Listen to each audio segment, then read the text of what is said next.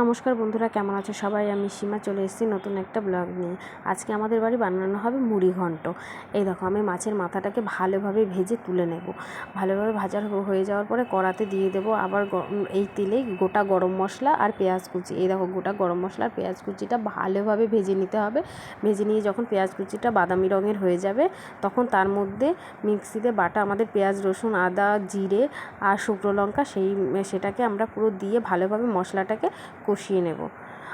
মশলাটাকে কষানোর পরে এই দেখো, ভালোভাবে মিলিয়ে নিয়ে মশলাটাকে কষানোর পরে তার মধ্যে আমরা দিয়ে দেব হলুদ আর লঙ্কার গুঁড়ো দিয়ে আবার মশলাটাকে একদম স্লো আঁচে ভালো করে মিলিয়ে নিয়ে তার মধ্যে একটু ধনিয়ার গুঁড়ো দিয়ে দেব। দিয়ে ভালো করে মিলিয়ে নেব।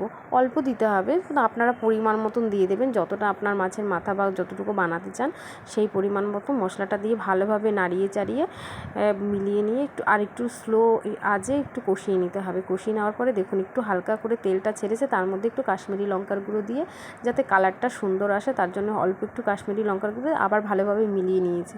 মিলিয়ে নেওয়ার পরে ভালোভাবে আরেকটু কষে যাওয়ার পরে তারপরে আমরা দিয়েছি টমেটো কুচি। এই দেখো, টমেটো কুচি দিয়ে পরে টমেটোটা একটু সিদ্ধ হয়ে যাবে, মানে কষানো হয়ে যাবে এটা একটু। তারপরে আমরা ভালোভাবে নাড়িয়ে চাড়িয়ে এর মধ্যে দিয়ে দেব মশলাটা যখন হালকা করে তেল ছাড়বে তখন তার মধ্যে আমরা একটু হালকা জল দিয়ে দেব। এবার হালকা একটু জল দেওয়ার পরে এই দেখো ভালোভাবে আরেকটু নাড়িয়ে চাড়িয়ে যখন তেলটা একটু মশলাটা কষানো হয়ে গেছে, তেলটা ছেড়েছে, তার মধ্যে আমরা মাছের মাথাটা দিয়ে দিলাম। মাছের মাথাটা দিয়ে ভালোভাবে মশলার সাথে মিলিয়ে নিতে হবে। মাছের মাথাটা একটু ভেঙে ভেঙে দিয়েছি যাতে গোটা না থাকে। দিয়ে দেওয়ার পরে ভালোভাবে কষিয়ে নিতে হবে। এবার দেখো, মিলিয়ে নেওয়ার পরে আরেকটু স্লো আঁচেই কষিয়ে নিয়েছি। কষিয়ে নিয়ে নেওয়ার পরে এর মধ্যে গোবিন্দভোগ চাল দিয়ে দিয়েছি। গোবিন্দভোগ চাল দিয়ে দেওয়ার পরে এবার ভালোভাবে এটা গোবিন্দভোগ চাল আর পুরো মশলা মাছের মাথা ওইগুলোর সাথে পুরো ভালো করে মিলিয়ে নিয়ে এই দেখো পুরো। আর আমাদের এক্সট্রা একটুখানি চাল বাকি ছিল, আমি বললাম ওটা রেখে দিয়ে কোনো কাজ হবে না, ওটাও দিয়ে দাও। এবার দেখো এই কালারটা এসছে, সব কিছু মিলিয়ে দিয়ে এবার স্লো আঁচে আর ভালোভাবে মিলিয়ে নিয়ে যাতে চালটার সাথে ভালোভাবে মশলাটা মিশিয়ে নেওয়ার পরে তারপর আমরা দিয়ে দেবো অল্প জল। এতে বেশি জল দেয় না, মানে চালটা যাতে সিদ্ধ হয়ে যায় সেই পরিমাণ মতন জলটা দিয়ে একদম স্লো আঁচে করার পরে এই দেখো প্রায় হয়ে এসছে, কারণ আমরা এটা ড্রাই বানাবো, বেশি একটু জল থাকবে না, পুরো ড্রাই বানাবো। এই দেখো আস্তে আস্তে তেল ছেড়ে দিয়েছে।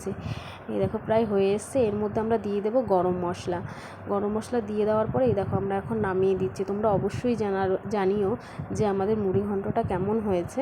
এই দেখো নামিয়ে দেওয়ার পরে দেখো পুরো হয়ে গেছে ড্রাই, না কোনো জল আছে, আর চালটাও ভালোভাবে সিদ্ধ হয়ে গেছে। এবার এর মধ্যে আমরা দিয়ে দেবো ঘিটা দিলে টেস্টটা একটু। এরপরে আমরা দেখো এর উপরে মানে গরম মুড়ি ঘন্টর উপরে ঘি ছড়িয়ে নিয়েছি। দেখো তোমরা অবশ্যই জানিও কেমন হয়েছে। ভালো থেকো সবাই, থ্যাংক ইউ।